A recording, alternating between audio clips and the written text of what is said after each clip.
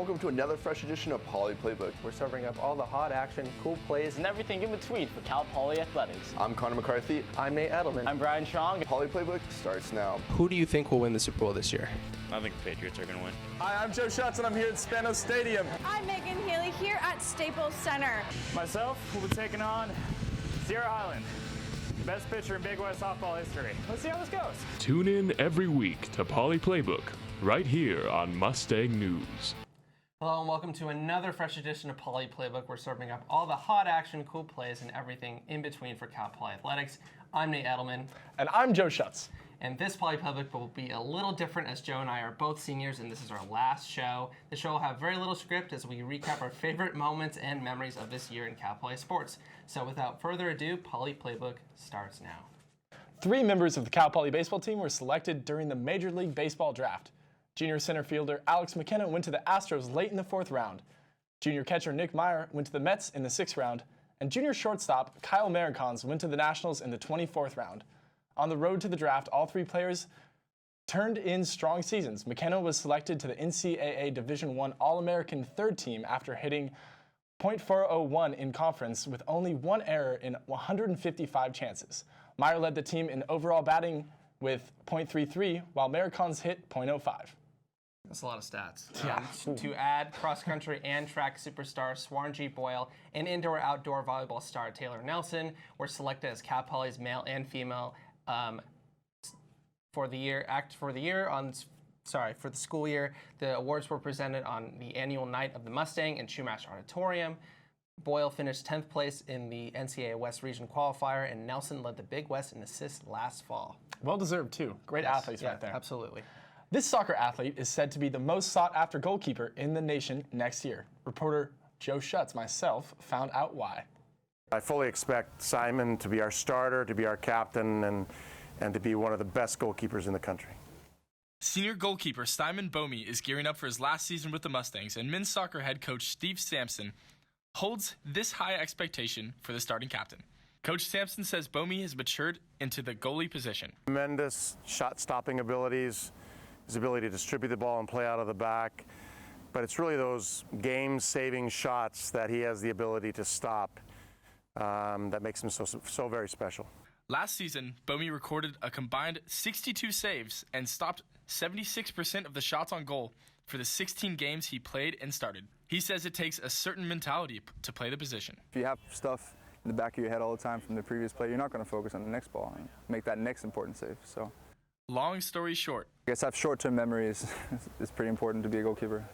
The Cal Poly men's soccer team housed well-rounded goalies in the box, and Simon is no exception. He takes after former Mustang Wade Hamilton, who now sports an LA Galaxy jersey. Goalkeeper position has really been filled with outstanding players here. And he's got some big shoes to fill. Bomey is currently recovering from a shoulder injury, but says he is ready to return to the field. Sometimes you may get down on yourself on some tough situations, injury or sitting on the bench, but just staying in the moment and knowing that if you work hard, it'll come back tenfold at some point. Go Poly website soon for the men's soccer schedule. Our anchor, Justin Garrido, took a break from behind the desk and got a chance to play one of the baseball team's favorite games with star pitcher Michael Clark. Welcome to this edition of Mustang News Versus. I'm here with junior pitcher Michael Clark, and we are going to be playing some Fortnite Battle Royale.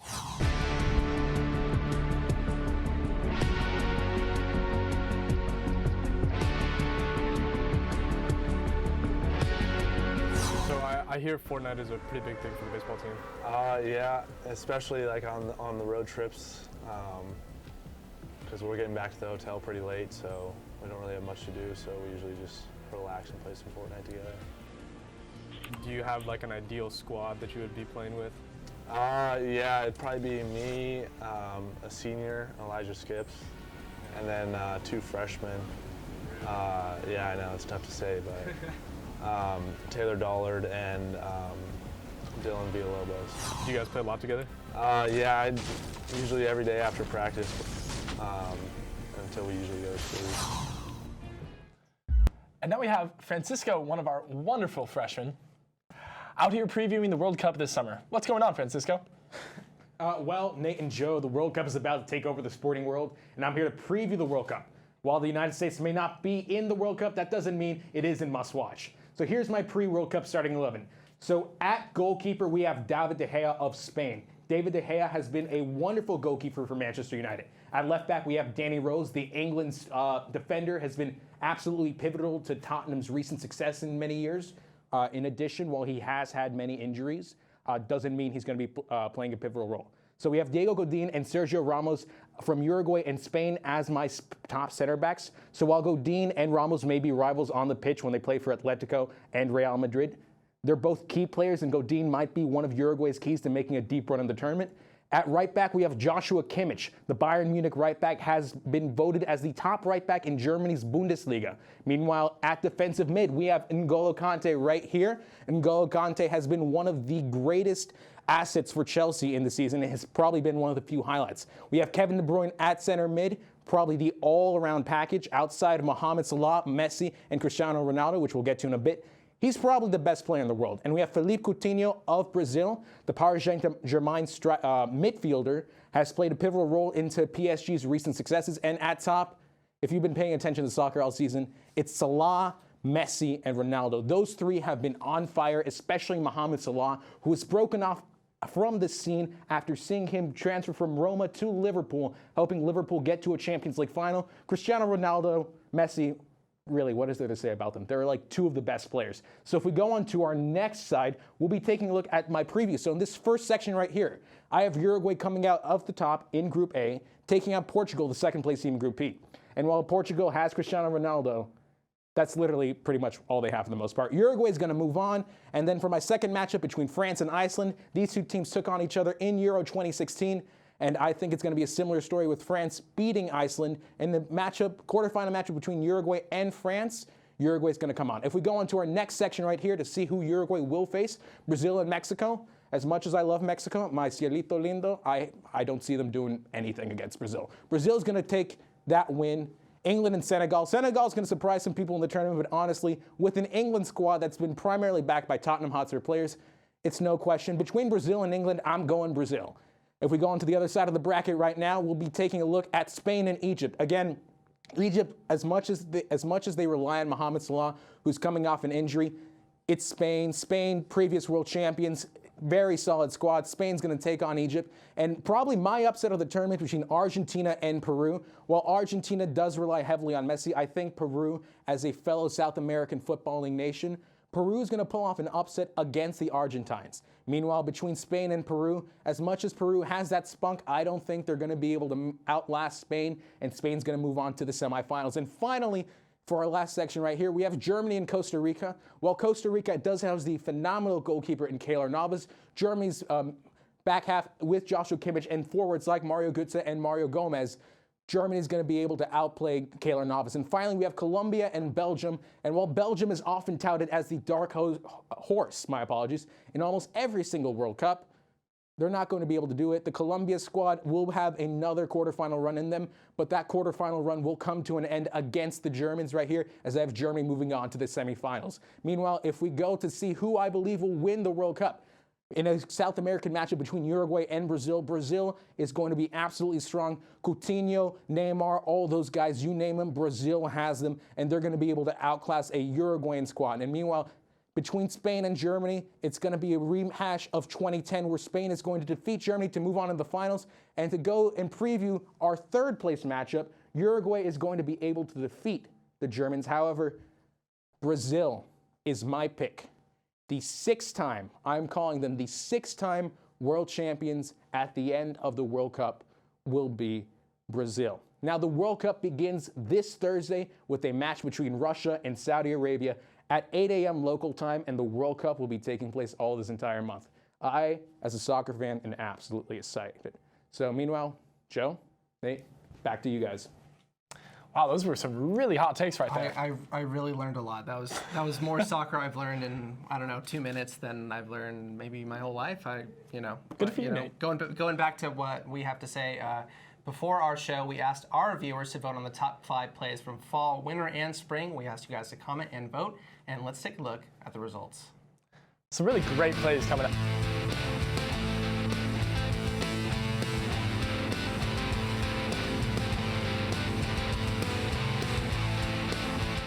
Hawaii and Cal Poly were the two front runners in the Big West Conference this year. And number 3, looking at Kyle Lewis. 10 seconds on the clock. Mustangs down by a touchdown. Gets the touchdown. Everyone goes crazy. Probably one of the top moments of the Cal Poly season for Great connection between Kyle and Khalil right there. And right here, Khalil Jenkins himself. Great spin move against Colgate. Taken down. And number 1, Kaba's header against UCSB. Everyone went crazy. Look at that airtime. We had Kaba on the show a couple times. Says this is one of his favorite moments from Cal Poly. I remember where I was when we filmed that. That was just one of those moments. Maybe my favorite moment. So let's go ahead and look at winner. Let's look at top 5 plays. At number 5, we have Linleo Pepe with the and 1 bucket against Hawaii. And number 4, Donovan Fields looks around, makes the jumper, defeats UC Riverside, game winner, bucket. Absolutely really cold-blooded right there. Number 3, again Donovan. The little hesitation. Beautiful. Oh, uses that pivot foot. Small guy, but still scoring the paint. And number 2, Josh Martin. You know what he's going to do when he gets to the rim. Emphatic dunk against UC Riverside. One of my favorite things to film. And right here, perhaps my favorite play of the year, Victor Joseph in dramatic fashion at the buzzer. As our own Brian Trunk says, smile for the camera, Victor Joseph. Sends the game to double overtime. Really cool moment. I can't believe that game went to triple overtime. It's just unbelievable. That was an unbelievable game in a pretty good season too. Now let's take a look at our favorite plays from spring. At number 5, we have Alex McKenna, who guns down a runner at home versus UC Irvine. Check it out right here. Ooh, no sir. And at number 4, our own Sawyer Milam records this and gets the catch. Noel Ramos against Cal State Fullerton. Right into the wall. And at number 3, we have Darren Nelson's diving catch versus Long Beach State. Good job, Darren. And number 2 coming up, Elijah Skips, bases loaded. Oh baby. Sends it out of the park, gets the slow-mo. Let's just enjoy this view right here. Oh my goodness. And stay tuned for that celebration. And number 1, Nick Meyer, go ahead RBI. You know we're happy when we beat UCSB. Top play of the year, got everyone hyped. Blue Green rivalry, end the season on a great note. Great hit too, right in the corner of right field. That's a tough place to land it. You're never gonna land that. So let's take a look. I believe we have some game day to talk about next year. Yeah, next year's football schedule is out, and you know what that means. We have the schedule for Mustang Game Day. Ooh. Sadly, Nate and I are not going to be around for this next game days, but it's still in good hands. The first home game of the season is on September 8th versus Weber State, and then the Mustangs play again on April 15th versus Brown University. And on September 29th, Cal Poly will host rivals the Montana Grizzlies, and many more game days to come. I'm assuming they're going to do football, basketball, and baseball next year. Really looking forward to that. I'm definitely going to watch when I'm just sitting by myself. I don't know what I'm going to be doing on Saturdays, but just moving along over here. But I don't know about you, Joe, but I say that Poly Playbook staff is the best. So as the end of year gift to you, I thought to grab all of them, well, most of them, just to give you a proper send-off. This is a surprise. Joe does not know about this, and let's roll the video. What to say about Joe Schutz? Oh my God. Hey Joe, I know you're graduating. I'm surprised you're graduating, but hey, thank you. You let me in with open arms, and I'm so glad I got to learn from probably the best. So Joe, I really am going to miss you, and keep on rocking, dude. Keep on rocking. Thank you for all that you've done for me and everyone else. So, thank you. Hey, Joe. I just wanted to say thanks for all your help this year. Transferring in isn't an easy process, but you've definitely made me feel at home and like I'm really part of the team. I'm not going to say goodbye because I know we'll see you back here next year to help out at some point. So, see you then. Hi Joe, it's Callan. I just wanted to thank you so much. You were so welcoming. I remember at the beginning of this school year, I just kind of texted you. Didn't actually know you, but I texted you and asked you if I could do Poly Playbook, and you were so nice and so welcoming. And I know you make everyone else here feel that way too. It's gonna be really weird not having you next year, but hopefully you'll visit us a lot because it won't be the same, and we'll all miss you so much, and you're the best. Hi Joe, it's Sam here. I just wanted to say how grateful I am that I got to meet you. Coming onto Cal Poly's campus as a freshman, I really wanted to get involved and I didn't know quite how to do that, but then coming to Poly Playbook and you just being so open, so welcoming, like so ready to teach, it just really made my experience as a freshman so much easier, and I am so excited to get involved in journalism. I really can't wait, and I just can't thank you enough. You're gonna be greatly missed at Poly Playbook and just the entire journalism department here at Cal Poly. So thank you for everything. Hello, Joseph, Gannon Schutz. I'm sad to see you leave. We've had some good times together, and I know you're gonna do great in life. You have a great dog who I will miss dearly. And good luck with everything in your career, and we should meet up in SAC. Go sports. Hey Joe, it's Garrett. I just wanted to say I can't thank you enough. As a freshman, coming into a new college, it's always a little bit scary. You guys early on kind of took me under your wing, and I can't thank you enough for what a professional environment you've created, where quality is only matched by what a fun environment it is. It's truly something I look forward to every week. I enjoyed being a part of it, and I'm looking forward to what it holds in the future. Hey Joe, it's Lauren. I just wanted to say thank you for everything these last 2 years with welcoming me into Poly Playbook and Mustang Game Day. I know you're going to go on to do great things, and just thank you again for everything. You've become one of my best friends here at Cal Poly these last couple of years. Hey Joe, it's Sydney. I just want to say thank you so much for being so friendly and welcoming for the past 2 years. You have made joining Poly Playbook and Mustang News super easy for me, so I really appreciate that, and I wish you the best of luck in the future. Hey Joe, it's been amazing working with you for the past 2 years, and it's just been really fun having you around, and really just gonna miss your really happy, lucky-go attitude. And as I said at the banquet, you really do have the best smile in Mustang News, so you'll be missed for sure. Joe, thanks for being such a great guy and being so welcoming with Poly Playbook and always so helpful, because there was a lot that I needed to learn. And yeah, hope to see you back here. Thank you, Joe, for helping me get so used to broadcast this year in sports and for giving me all the opportunities that you did to get involved with Poly Playbook and Game Day, and I'm gonna miss you, dude. Joe, when I came in here in the fall, you were very enthusiastic, very welcoming. You made me feel right at home and really excited to pursue my career in journalism, and you've taught me so much. Both in the studio and out, and I really appreciate you. I know you're gonna do big things. Hi Joe. I feel like you and I go way back. I remember Journalism 101 together, and then every class after that. You've been a cool guy to hang out with and do all the broadcast stuff. You taught me a lot about sports, and I'm so glad I decided to not be afraid of all you guys freshman year and came to Poly Playbook. Yeah, you rock. You're gonna do great things, and I'm excited to see where you end up.